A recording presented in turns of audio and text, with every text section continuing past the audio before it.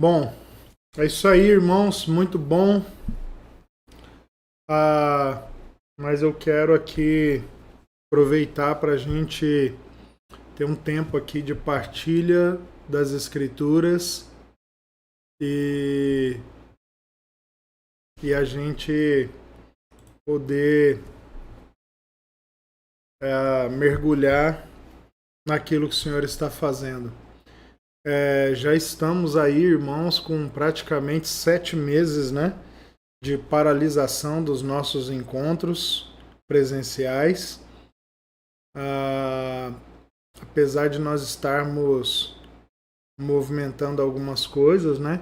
Mas creio que aí nos próximos dias provavelmente a gente deve voltar a nos reunirmos aí com algumas restrições, mas creio que nós em breve aí voltaremos a nos reunir. Então fica atento às próximas notícias, aos nossos próximos informativos aí sobre a vida da igreja, tá bom, irmãos? A, a igreja nas casas continua funcionando, né? Graças a Deus, tem sido muito bom. Tenho escutado vários testemunhos, tenho conseguido ir em alguns encontros, vez ou outra, né? E tem sido sempre muito bom, muito edificante. Quero aproveitar então e convidar, cara, você que caminha com a gente, você que congrega conosco, mas não está participando, né? Desse encontro, a ideia de nos movimentarmos a partir de igreja nas casas, para nós, meus irmãos, não é simplesmente uma programação ou, ou uma célula, não tem nada a ver com isso. Na verdade, para nós, a dinâmica da reunião da igreja nas casas é a única forma que existe para a igreja ser discipulada. Mas eu abro parênteses aqui porque talvez algumas pessoas ainda não entenderam.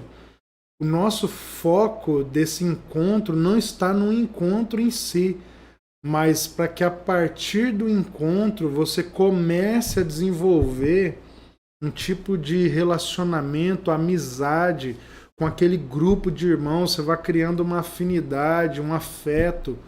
E a partir disso, você começa então a encontrar segurança para viver uma vida na mesa, né? Um termo que nós usávamos tanto aqui, hoje em dia usamos menos, mas que representa essa expressão mesa, simboliza para nós tudo, toda a nossa compreensão sobre acerca de discipulado.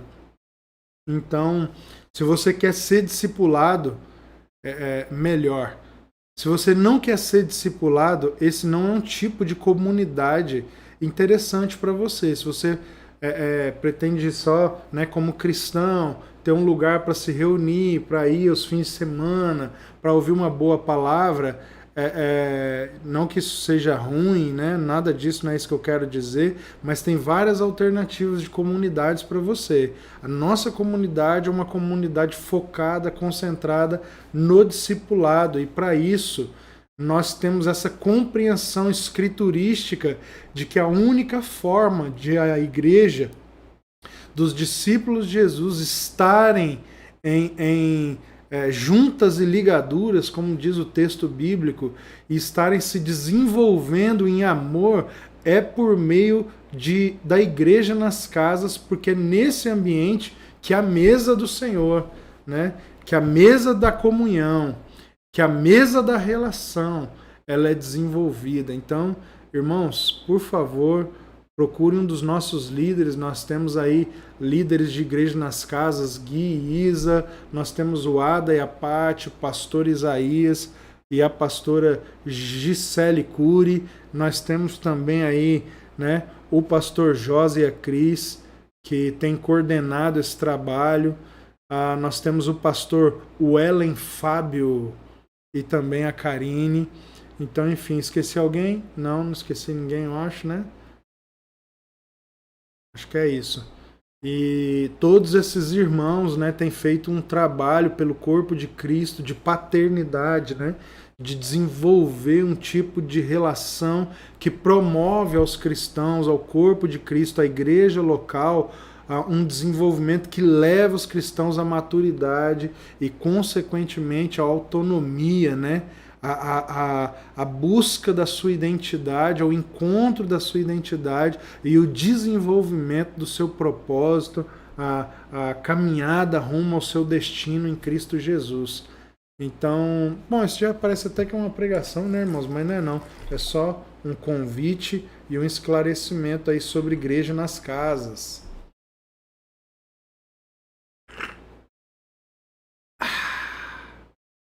Aleluia.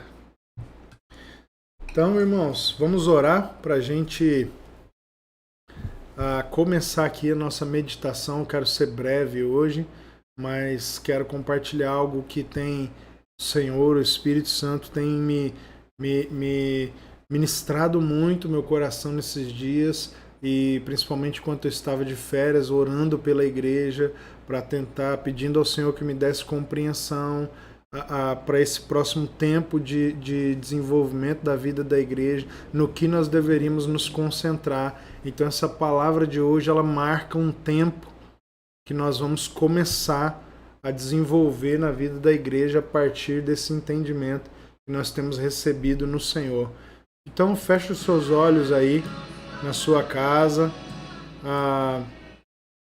onde você estiver, feche os seus olhos. Nós vamos falar com o Senhor aqui, expor o nosso coração a Jesus, e eu quero te pedir para fazer isso junto comigo, não só observar não, mas fazer junto. Aleluia. Pai, por meio de Jesus Cristo, nós estamos em Tua presença hoje, reunidos como igreja. Não fisicamente, mas emocionalmente e espiritualmente, principalmente. Nós estamos como igreja hoje reunidos por meio dessa tecnologia, das redes sociais, mas com um só coração e com o espírito em unidade, com a mente e o coração conectados, Senhor, por causa da família que o Senhor tem nos feito, o Senhor tem nos tornado. Nós queremos, em concordância como igreja hoje, buscarmos a Tua face juntos. Ó Espírito Santo, nós queremos Te pedir que ministre o nosso coração, que traga luz, clareza, revelação, que venha tirar de dentro da nossa mente, do nosso coração, do nosso interior, tudo aquilo que está assentado, ainda que escondido e oculto, profundo dentro de nós, que talvez nem tenhamos mais, nem estejamos mais percebendo, nem estejamos mais reconhecendo, que o Senhor possa agitar isso que está dentro de nós, o piso das nossas emoções, da nossa mente, do nosso coração, dos nossos sentimentos, e fazer com que isso que está ali assentado, talvez nem percebamos mais, seja movimentado para que, por meio do seu Espírito, o Senhor possa pegar isso e arrancar para fora tudo aquilo que tem sido um bloqueio, tudo aquilo que tem sido alguma espécie de impedimento, Senhor, para aquilo que o Senhor deseja fazer, para o lugar que o Senhor está querendo nos reposicionar, para o avanço que o Senhor quer nos dar como igreja nesse tempo. Nós oramos, Senhor, para que haja uma força sendo liberada para dentro de nós como igreja, para que nós sejamos, Senhor, aqueles que já sabem o que precisam fazer, aqueles que já sabem como precisam se posicionar, para que eles sejam tomados de coragem, de força interior, de, Senhor, perseverança, que eles sejam possuídos, que nós sejamos possuídos de uma estabilidade naquilo que estamos construindo.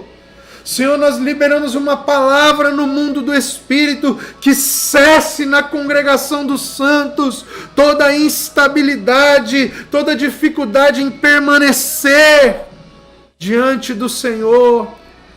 Pai, Nós oramos no nome de Jesus, Pai. Fala conosco, Senhor. Fala conosco, nós te pedimos. Aleluia, em nome de Jesus. Uau. Amém, irmãos? Glória a Deus, vocês estão aí? Vocês estão me ouvindo bem aí, queridos? Tá tudo certo aí para vocês? Dê um feedback para mim, por favor.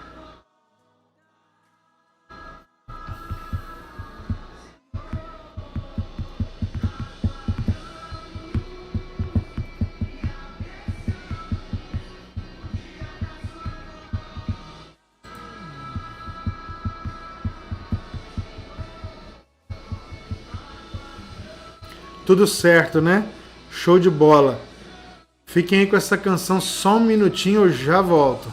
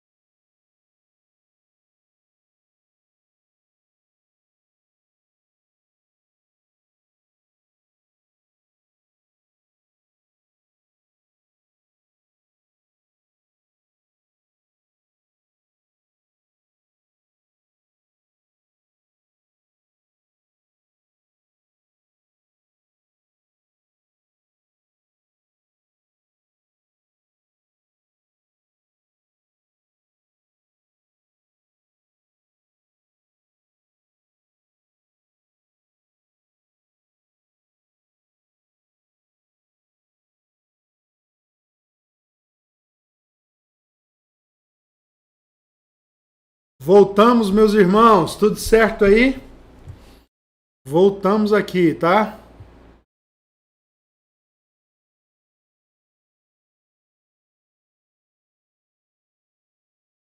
Deixa eu só ver se tá tudo ok aqui.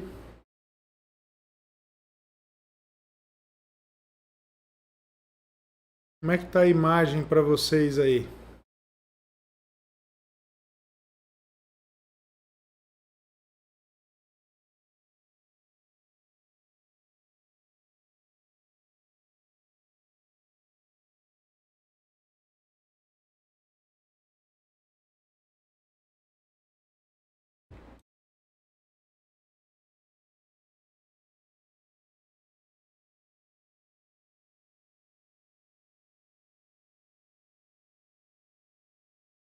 Filé?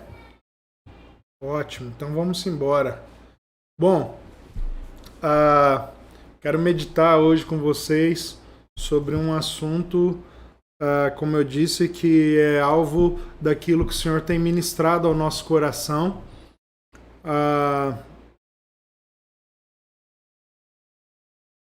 E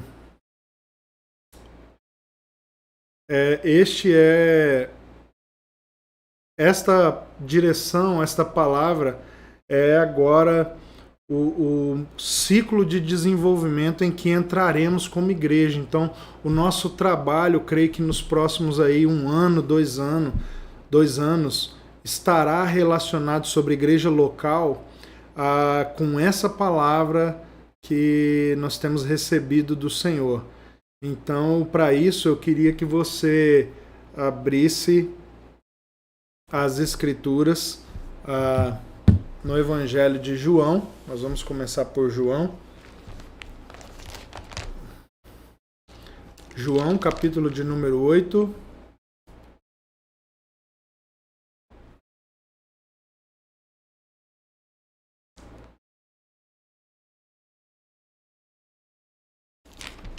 Evangelho de João, capítulo de número 8.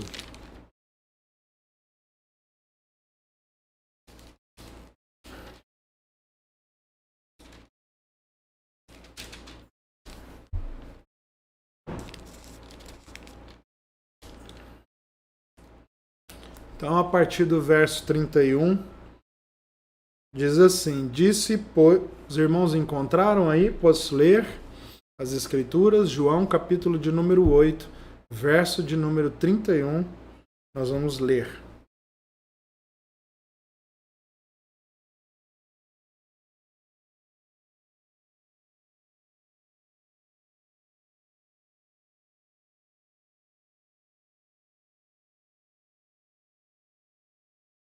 Os irmãos que estão aí, pode ficar atento aí se o Espírito Santo já for falando no seu coração. Se alguém quiser pagar a janta e ele colocar isso no seu coração, irmão, já fica sensível aí à direção do Espírito, viu?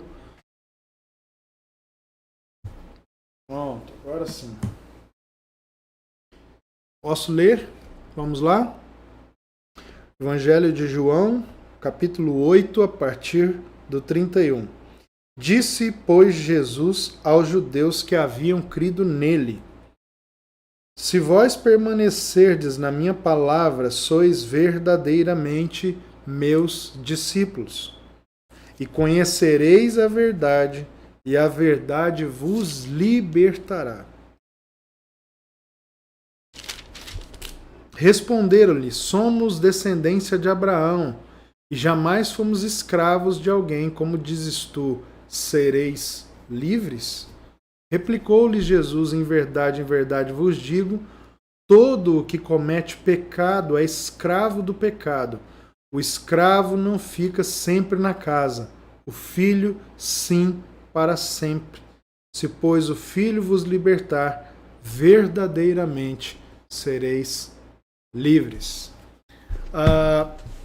Nós temos aqui claramente Jesus falando sobre a relação, né, a perspectiva da liberdade dentro da relação de paternidade e filiação. E nós vemos aqui que Jesus ele trabalha essa dinâmica da liberdade como um ato, como é que eu vou dizer, um ato abrupto de adoção, no nosso caso, né? Ou seja, quando nós nascemos de novo, nos convertemos a Jesus, então nós recebemos o Espírito de Deus, ele passa a habitar em nós e nos dá a natureza de Cristo, a nova natureza, instantâneo, ou seja, é um ato imediato a liberdade que nos alcança interiormente para a relação com esse Pai de amor. Mas ao mesmo tempo nós vemos também que ele fala sobre permanecer. Então, ao mesmo tempo em que ele está trabalhando a liberdade para essa relação como um ato, conquistado não pelos nossos méritos, mas pela obra de Cristo, nós também vamos aqui ser desafiados por um processo, né? Um processo que nós chamamos de libertação. Então, conhecereis a verdade e a verdade vos libertará. Mas ele conclui lá dizendo, se pois conheceis o Filho, verdadeiramente sereis livres. E é desse processo, nesse processo que eu quero me concentrar. Lógico que eu não vou esgotar isso hoje, mas é um pouco sobre isso que eu quero falar, liberando essa palavra de direcionamento que nós iremos nos dedicar, todos os líderes dessa casa, os ministros, os presbíteros, vão estar concentrados nisso a partir de hoje.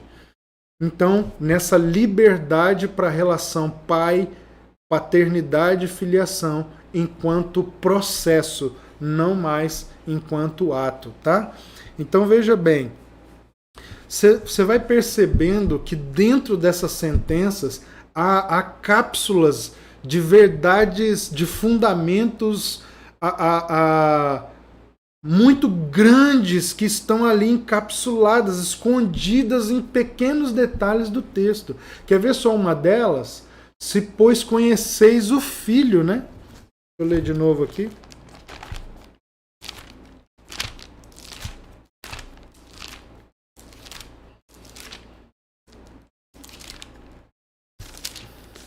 Então olha como que ele termina o último verso. Se, pois, o Filho vos libertar, verdadeiramente sereis livres. Ele está falando de um conhecimento aqui. Se nós conhecermos o Filho, aqui tem duas dimensões que segue essa dinâmica da libertação que eu apresentei, tanto quanto o ato, quanto como o processo. Quando nós ouvimos, recebemos a pregação do Evangelho e passamos então a crer em Cristo como nosso Salvador, nós rendemos a nossa vida e então nascemos de novo. Então esse é o primeiro ponto. Jesus passa a ser Salvador da nossa vida. E depois disso, o que nós descobrimos? É que Jesus não pode ser Salvador da nossa vida se ele também não for Senhor da nossa história. Então, aqui entra o processo. Por quê? Jesus é Salvador do mesmo tanto que ele é do dia em que nos entregamos ao dia em que concluirmos a nossa jornada. Mas Senhor não. Por quê? Na medida em que vamos caminhando em santidade e que vamos desenvolvendo a nossa submissão em amor a Ele, o senhorio de Cristo ele vai crescendo sobre nós. Ele vai crescendo dentro de nós. E é exatamente isso, por exemplo, que eu estou aqui mencionando, para te mostrar, como exemplo, uma das principais cápsulas escondidas do ofício apostólico dentro desse texto, dessa sentença tão pequena, mas tão fundamental das Escrituras, do assunto da liberdade cristã. E o que isso significa? Abre-se aqui a cápsula e o parêntese. Isso que é pequenininho aqui vira uma coisa gigantesca na fundação da igreja,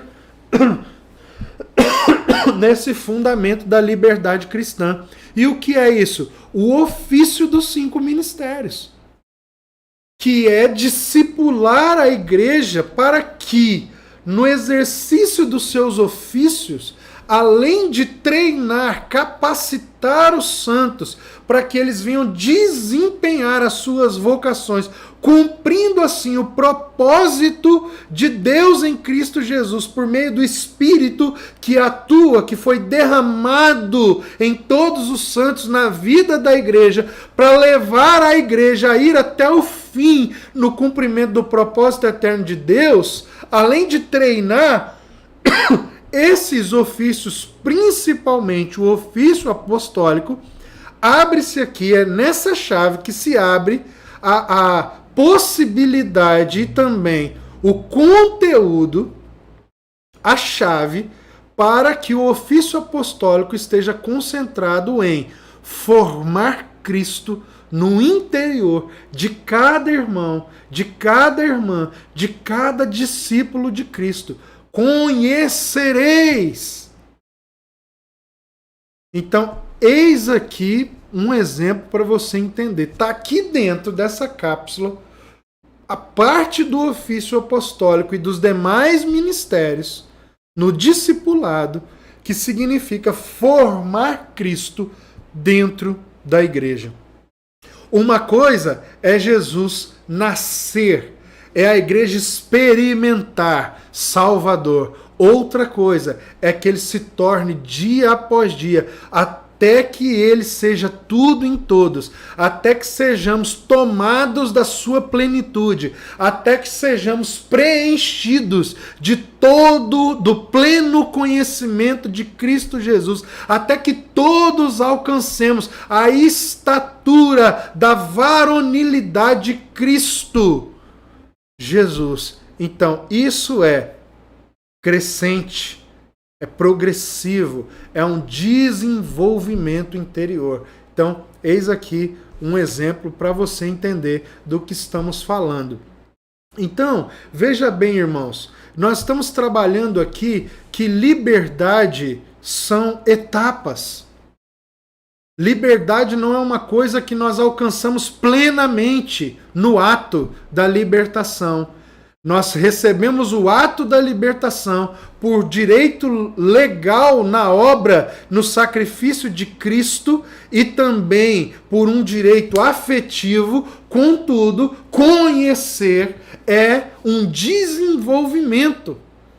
Então nós estamos agora nessa fase. E aí eu quero que você entenda. Como igreja, nós vamos fazer aqui na cidade de Cacoal e toda a nossa movimentação, né, por outros lugares aí da nação que nós temos feito, nós vamos completar agora, no final do ano, nós vamos completar 6 anos de jornada nessa cidade debaixo das palavras que o Senhor liberou sobre nós. E como é que eu estou entendendo esses 6 anos?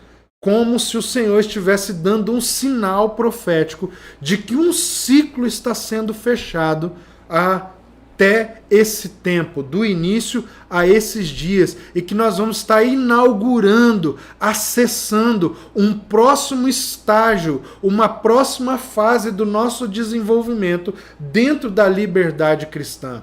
Então, para você entender do que se trata essa primeira etapa que nós estamos concluindo, essa primeira etapa da liberdade cristã, eu gostaria que você compreendesse que nós estamos... Essa primeira parte, ela é aquela liberdade da alegria, aquela liberdade que se refere à singeleza, à espontaneidade, a sermos livres dos dogmas da religião, a sermos livres da escravidão, a sermos livres de tudo aquilo que de alguma maneira atuava oprimindo a nossa vida espiritual. Então, nesse primeiro tempo, é como se nós estivéssemos todos como igreja, né, aprendendo a viver, olhando como se fôssemos crianças espirituais, olhando para um parquinho de diversões, e sempre pensando que era proibido entrar ali para dentro daquelas telas que cercam o parquinho, e nós ficávamos ali vivendo a nossa vida, admirando o parquinho, olhando o parquinho, mas crendo e pensando que não era lícito para nós vivermos a vida cristã com alegria, com leveza, que eram necessários um monte de regras e estatutos. Então veio a luz do Evangelho e o portão do parque se abriu para nós. Então essa primeira etapa é aquela em que tem 2 partes. A primeira parte é que foi nos tirado as vendas da religião. E nessa primeira parte, que são esses primeiros 6 anos, né, nós fomos ministrados, nós fomos discipulados, nós recebemos orações e todo o trabalho do Senhor aqui por meio dos ministros, do presbitério da casa, foi para que o portão do parquinho fosse aberto para nós e nós pudéssemos desfrutar de toda a alegria, de toda a leveza, de toda a liberdade de sermos igreja no Senhor. Que não é preciso um monte de regras, que o cristianismo na vida da igreja local não necessita de peso, não é necessário que ele seja opressor da nossa vida, que nós somos seres humanos que fomos conquistados para uma liberdade e que a vida no Senhor é uma vida feliz, é uma vida alegre, é uma vida maravilhosa, que nós não precisamos necessariamente de terno e gravata para tocarmos o coração do nosso Senhor numa reunião, que eu não necessito de maquiagem pesada, que eu não necessito fazer o meu cabelo de uma maneira espetacular. Não, que o meu Pai ele está interessado naquilo que sai do meu coração, que o meu Pai e o Espírito Santo, eles são agradados pela verdade que habita em mim e que essas coisas todas externas, elas são secundárias, terciárias, se é que existem lugares para ela. Em segundo lugar, que ainda compreende também essa primeira fase, o que é que nós passamos esses 6 primeiros anos discernindo?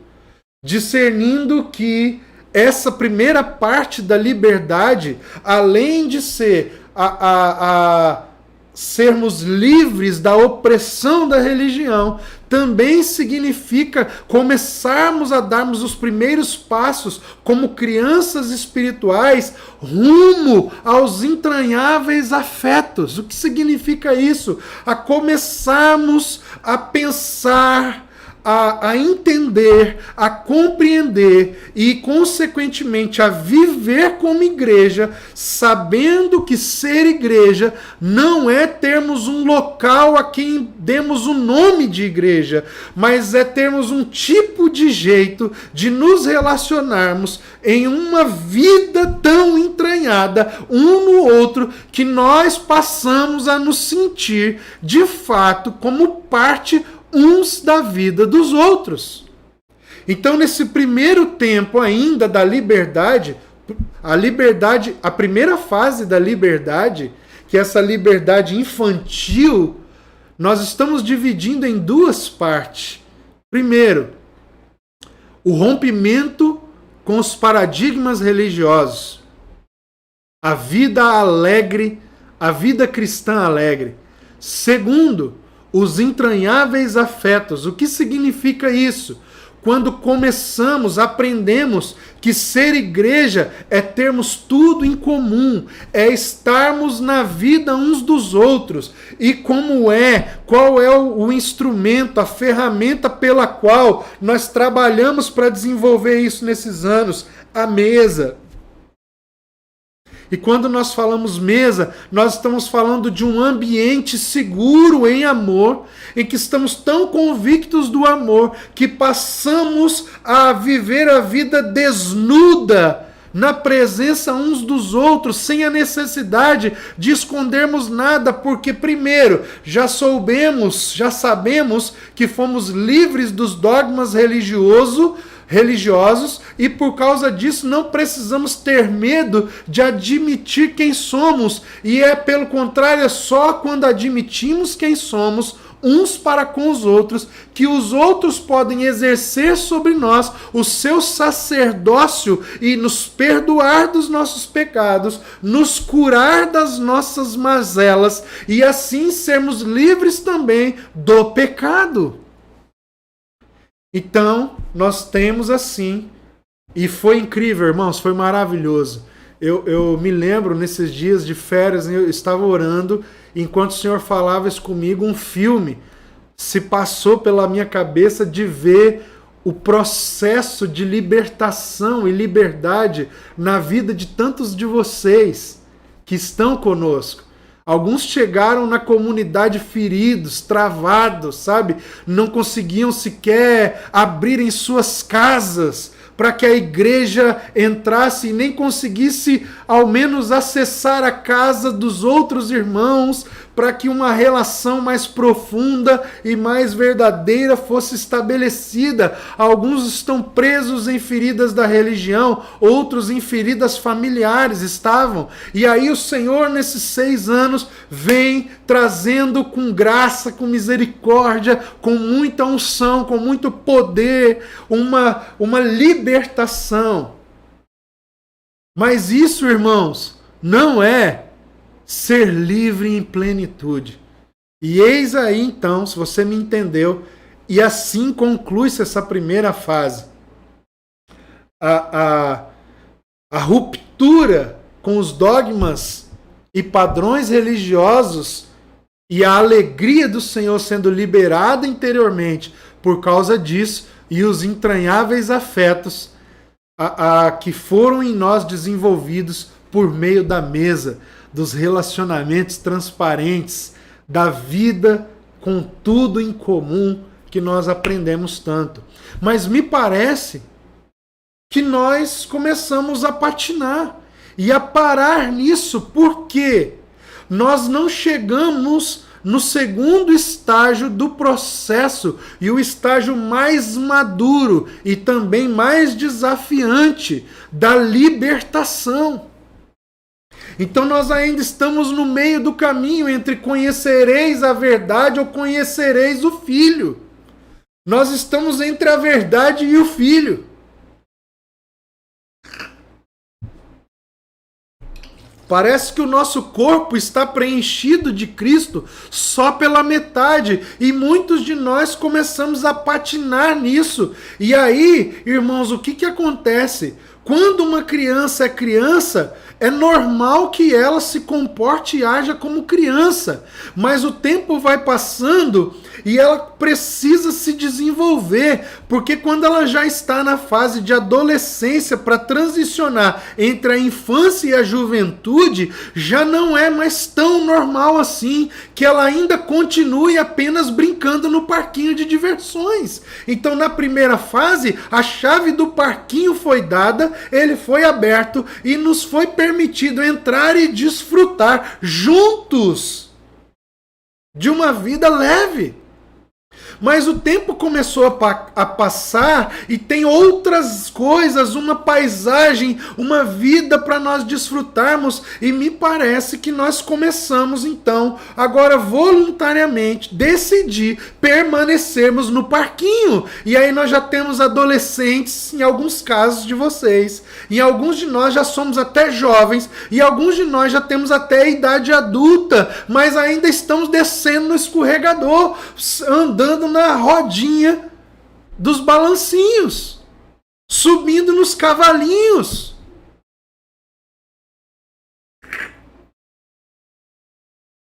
E entramos então assim na segunda fase da libertação. Fase essa que eu quero denominar responsabilidade ou responsabilização. Depois que nós aprendemos a ser livres na alegria, livres da religião, e a caminharmos como igreja, tendo consciência de que ser igreja é viver em comunhão por meio da mesa, praticando os entranháveis afetos de misericórdia, nós não podemos parar nisso, pelo contrário, mas nós precisamos então, ao continuarmos nos alimentando da palavra, vivendo em comunhão, tendo nosso tempo com o Senhor, praticando as disciplinas espirituais, assumindo cada vez mais níveis maiores de responsabilidade diante do nosso Senhor e diante dos nossos irmãos. Chegamos então na fase da responsabilização. Vocês estão comigo, irmãos? Estão me ouvindo bem aí? Dá um sinal de vida aí para mim. Vocês ainda estão aí ou já caíram aí no sofá, na cama?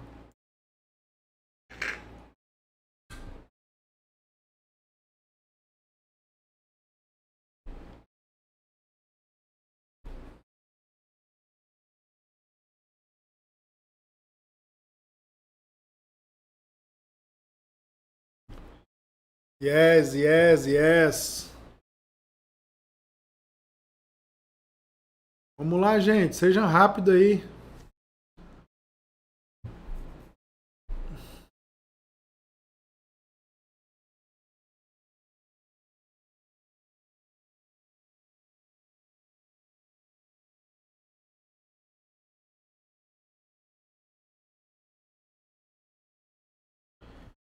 Amém? E para trazer mais luz a essa reflexão, eu gostaria de lançar mão da leitura, perdão, da leitura de mais 2 textos bíblicos que creio que trarão clareza para isso que nós estamos mencionando. A primeira leitura é para um tipo de gente que está atrasada, paralisada na primeira fase e já deveria estar em processo de desenvolvimento na segunda fase da liberdade, essa que nós estamos chamando de responsabilização. Então, para isso, eu queria que você abrisse a sua Bíblia aí, que você acessasse as Escrituras na primeira carta aos Coríntios, no capítulo de número 3.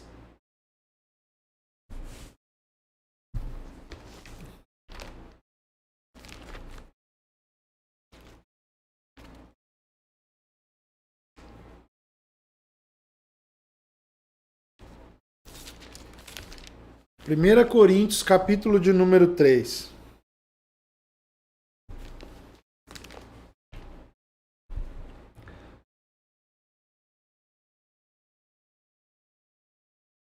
Diz assim a Escritura, irmãos.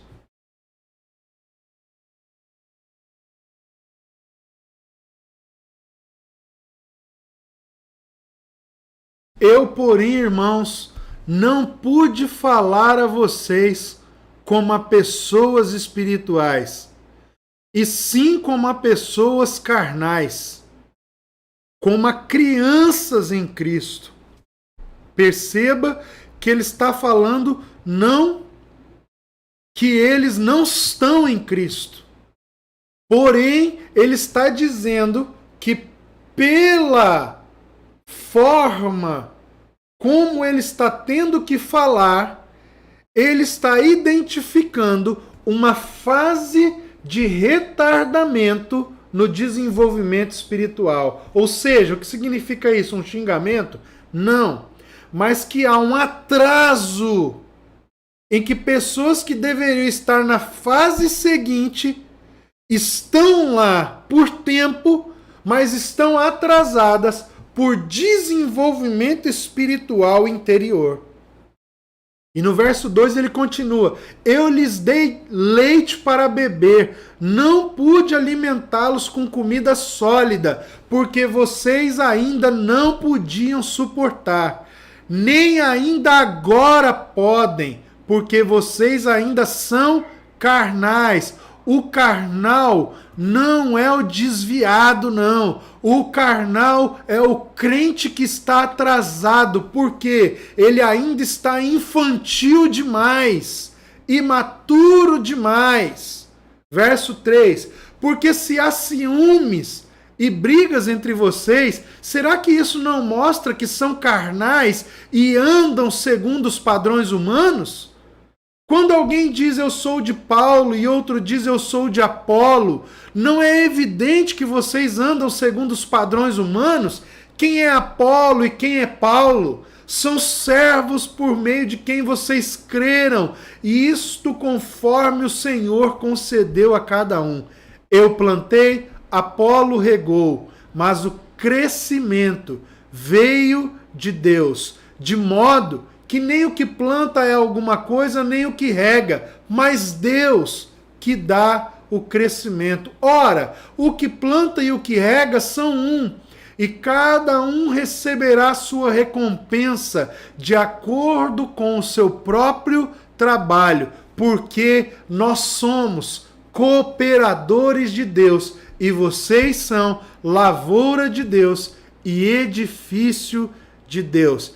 a partir daí, ele começa a falar sobre a questão do fundamento. Segundo a graça que me foi dada, lancei o fundamento como sábio construtor, e outro edifica sobre ele. Porém, cada um veja como edifica. Enfim, e aí Paulo vai aí por diante trabalhar essa questão dos sábios construtores, né? Então você está me compreendendo, irmão? Nós temos aqui o primeiro problema. Qual é o problema? Pessoas da congregação que estão atrasadas, retardadas no seu desenvolvimento espiritual. Então nós chamamos isso, qual é o problema aqui? O problema da imaturidade. Elas estão mais imaturas do que deveriam. Essas pessoas brigam por interesses próprios, elas disputam título, elas disputam por honraria, elas disputam visibilidade na congregação. Por quê? Porque isso é condenável? Não é que é condenável, mas que isso ainda é típico das crianças. Ou seja, é gente verdadeira, mas que está subdesenvolvida.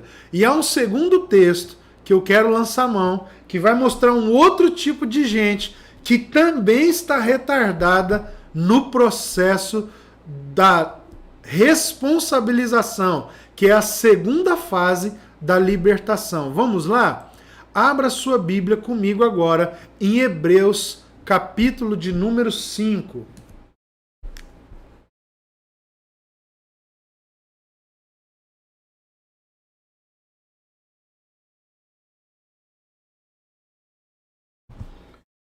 Enquanto você abre aí a escritura, eu quero pedir todos os irmãos que estão aí reunidos em outros lugares para nos ouvir, para participar conosco dessa transmissão, principalmente as igrejas que se reúnem na casa de alguém. Tira uma foto, uma selfie, todo mundo reunido aí, manda para mim no meu WhatsApp, tá? Manda no grupo também da comunidade, se você faz parte, manda pra gente. Dica, irmãos, tira a foto contra a luz, não a favor da luz, para a foto ficar bem clara, bem visível, para a gente depois conseguir aproveitar essas fotos aí e ficar registrado na nossa história, tá?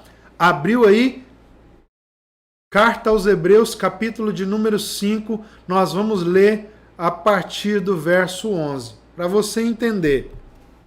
A Carta aos Hebreus está aqui tratando de um assunto muito interessante, que é a superioridade do sacerdócio de Cristo na nova aliança em relação ao sacerdote de Arão, ao sacerdote levítico. Ou seja, o assunto aqui é o sacerdócio.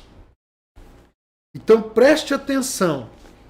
Porque o texto bíblico vai dizer assim a partir do verso 11.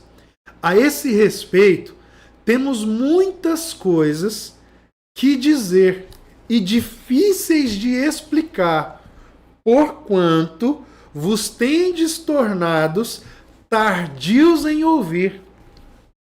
Pois, com efeito, quando devíeis ser mestres, atentando ao tempo decorrido, olha aí a detecção do retardamento espiritual, do atraso espiritual. Atendendo ao tempo decorrido, tendes novamente necessidade de alguém que vos ensine de novo quais são os princípios elementares dos oráculos de Deus.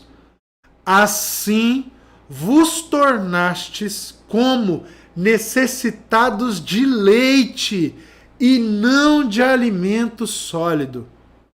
Ora, todo aquele que se alimenta de leite é inexperiente na palavra da justiça. Por quê? porque é criança. Mas o alimento sólido é para os adultos, para aqueles que pela prática têm as suas faculdades exercitadas para discernir não somente o bem, mas também o mal. Que texto bíblico! Eu inclusive, já ministrei sobre essa passagem outras vezes. Mas o que eu quero destacar aqui? Um segundo tipo de pessoa que o escritor bíblico neotestamentário está detectando como alguém imaturo, atrasado no seu desenvolvimento espiritual. Só que aqui não são mais adolescentes que ainda estão infantis.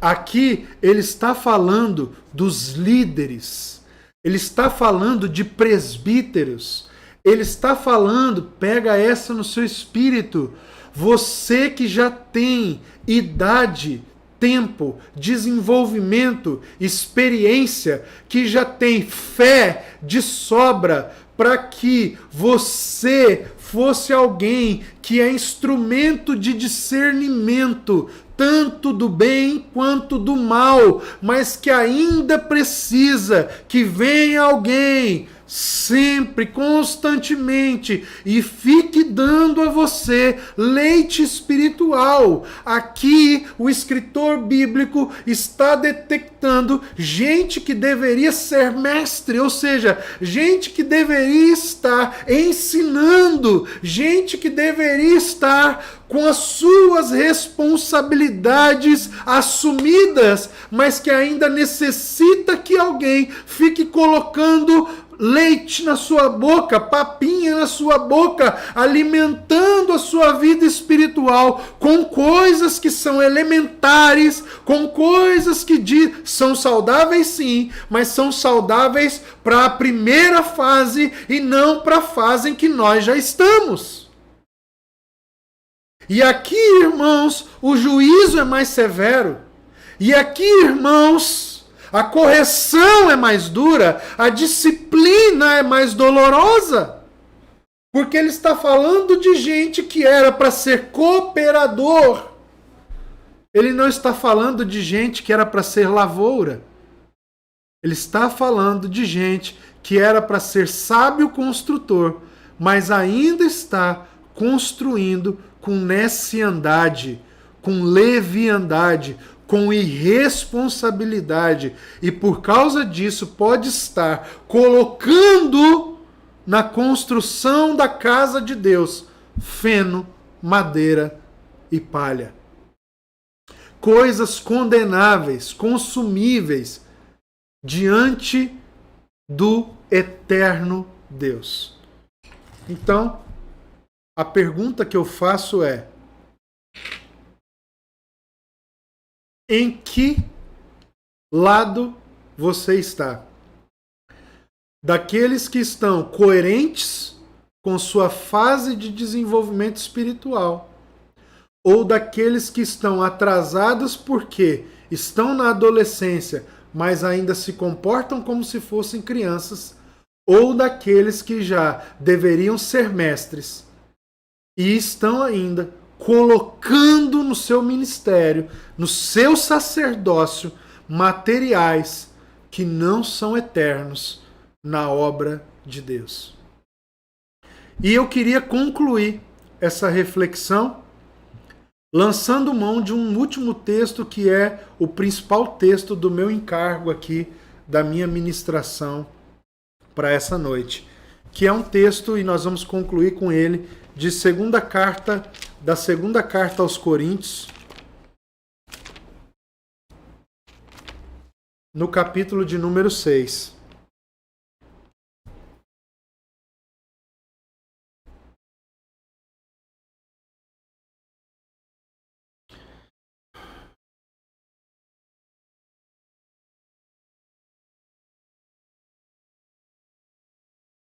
Segunda carta aos Coríntios, segunda carta de Paulo aos Coríntios, capítulo de número 6.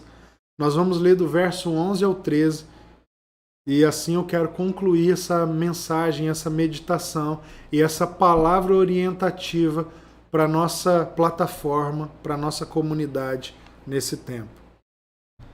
Eu vou ler em duas versões. A primeira versão que eu vou ler é a NVI.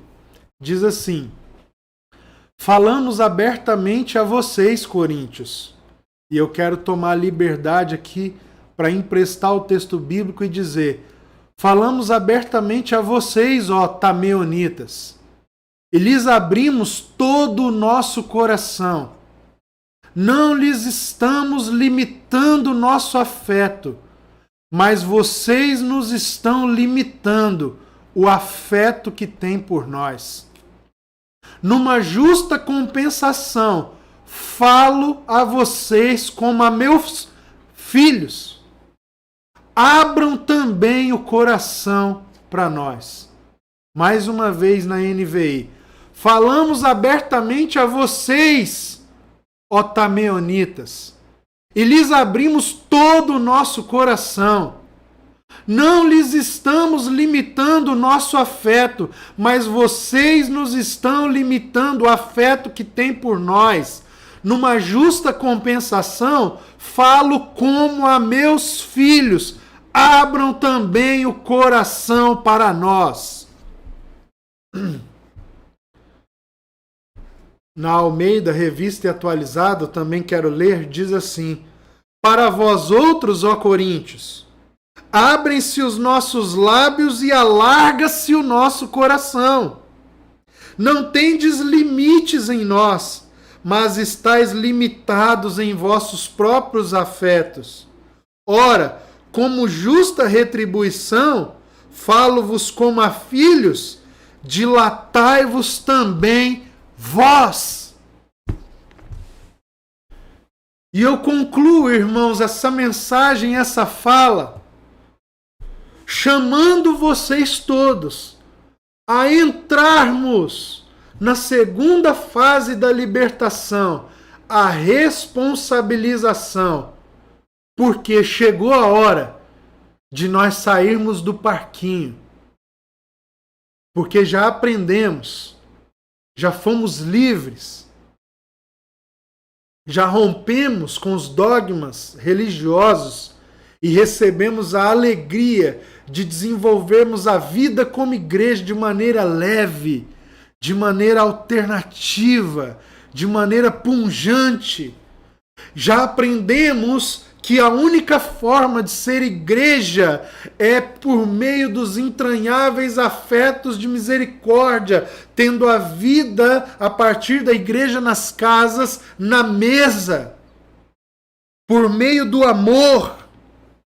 Mas agora precisamos deixar as coisas de menino, precisamos deixar as coisas de criança e partirmos na direção para o alvo.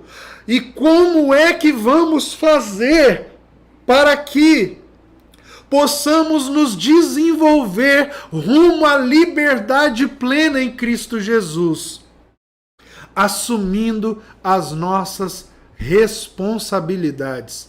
E eu quero concluir ilustrando tudo isso que eu falei da segunda fase a vocês com um exemplo. Na primeira fase, nós aprendemos que a única forma de ser igreja é acessando uns a vida íntima dos outros por meio das casas. Nós começamos a irmos e a andarmos juntos e a frequentarmos uns as casas uns dos outros. Então eu quero dar um exemplo para você. Na primeira fase, você é alguém que começou a vir na minha casa. E aí a gente começou a tomar tereré junto. Você começou a receber alguns convites. E aí, como um filho, você começou a ter um acesso na casa do seu pastor. E agora já era seu pai, já era seu amigo. Você já o conhecia, você via como ele trata a sua família, os seus filhos, por dentro e não pelo púlpito. E aí isso começou até a encher seu coração, sabe? Você começou a sentir um certo privilégio nisso, e é privilégio. Você começou a sentir-se assim em liberdade. Eu tenho liberdade na casa do apóstolo, ele é meu pai, eu tenho liberdade.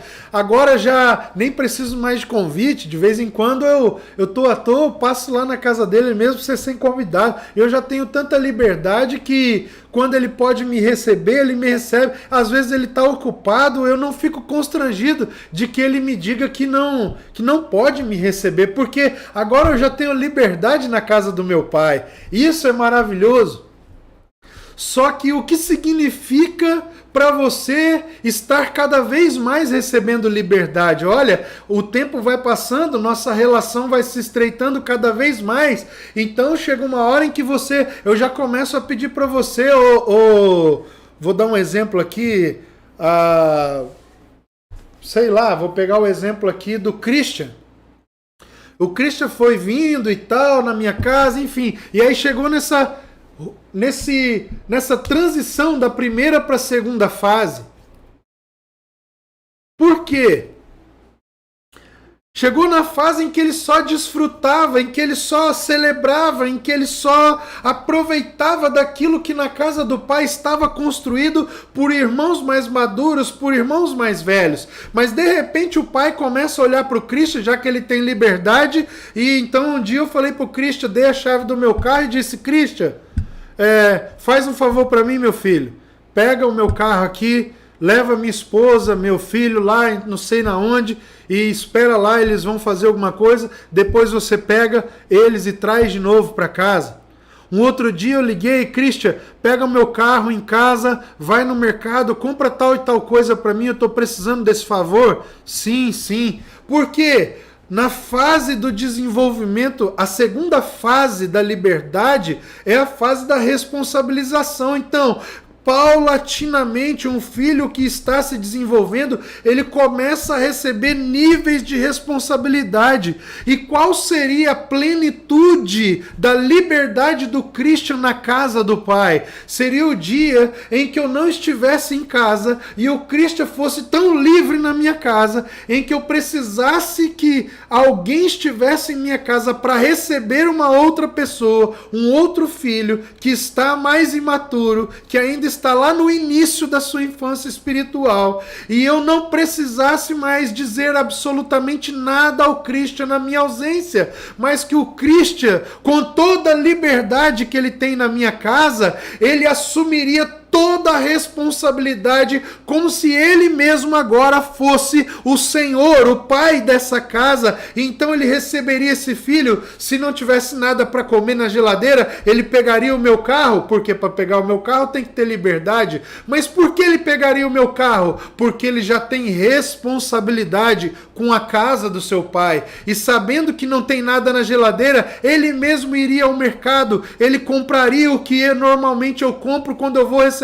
alguém. Então ele prepararia o quarto de hóspedes, ele limparia e organizaria a casa. Então o que é que tem de liberdade nisso? É só trabalho, é só responsabilidade, é só sacrifício. Então o que é que vai nos transicionar da primeira fase para a segunda fase em plenitude do nosso desenvolvimento espiritual? É a renúncia, é o sacrifício, é assumirmos a nossa responsabilidade. O que significa que aprendemos na primeira fase que tínhamos direito, que não estávamos usufruindo, e irmãos maduros tocaram em nós e nos levaram então a desfrutarmos daquilo que o Senhor havia nos dado, porque antes na religião não desfrutávamos, nos comportávamos como escravos, como os bastardos. Mas agora, irmãos, chegou a hora em que os nossos deveres estão sendo apresentados, e eu estou, pelo amor de Deus, chamando agora para um novo período. Assuma a sua responsabilidade,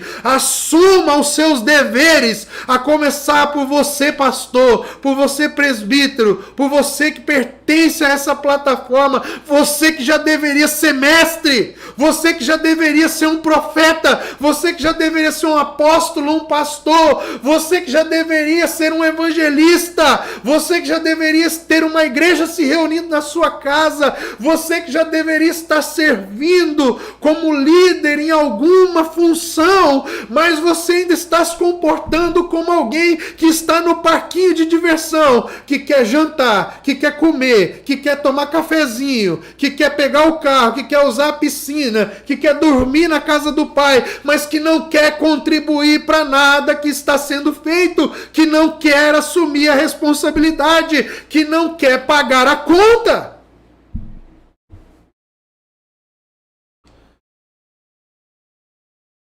E eu concluo pedindo, pelo amor de Deus, falo a vocês todos, de pastores, presbíteros, aos mais recém-nascidos que já pertencem a essa casa, falo como a meus filhos, abram também o coração para nós, imitem o nosso procedimento entre vocês, parem de pensar em si mesmos, nos seus próprios benefícios, apenas nos seus próprios interesses, apenas nos seus próprios desejos. E assim como um caminho foi aberto a vocês, assumam suas responsabilidades no corpo de Cristo e comecem a dispor do recurso que vocês receberam do Senhor para servir a igreja, para servirmos a cidade. Esse é o meu pedido. Esse é o meu apelo a você que me ouve hoje ou em qualquer outro dia, que recebe essa palavra. E se você diz sim, meu irmão, se comprometa. E eu não vou aqui, irmãos, fazer nenhuma sentença espiritual, porque eu estou chamando meninos e meninas espirituais a transicionarem para serem homens e mulheres de Deus. Chegou a nossa hora. Deus te abençoe, meu irmão. Em nome de Jesus. Se você tem necessidade de pular de cara no pó aí na sua casa, porque você está retardado espiritualmente, atrasado espiritualmente, faça isso, porque certamente alguns de nós estão com uma sentença sobre as suas cabeças espirituais, porque estamos brincando com a obra de Deus e com o corpo de Cristo. Chegou a hora de nós que colocamos a mão no arado não olharmos mais para trás. Deus te abençoe em nome de Jesus.